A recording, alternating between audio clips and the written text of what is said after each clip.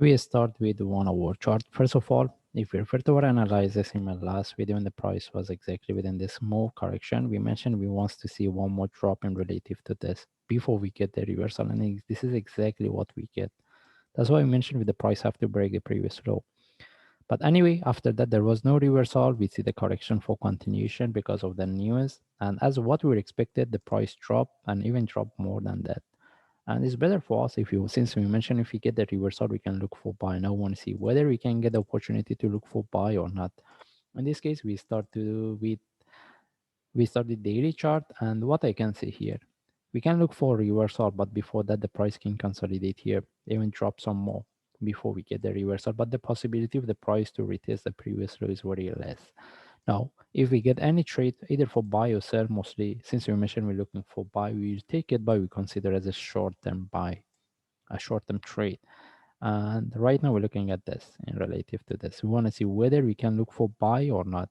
Anyway, the best is we move to 1 hour chart. We want to see how we can look for chart. First of all, based on 1 hour chart, we can put this one as a flat. But what we get here, either it can give us a one more drop or not. Okay, what I want to see is that how we can look for trade.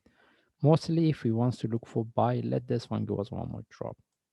With the breakout of 1.2, then we can look any reversal from there. We will take the trade with the breakout of this previous stop, which is 1.4. We have to start to manage. And if the price continue from here with the breakout of this stop, we are not going to look for buy any sell from there. We will take the trade. Okay, because the way it's moving, it doesn't give us any trade setup for buy or sell. But mostly, as I mentioned, if we want to look for buy, if we put this one as a correction, let this one give us one more drop.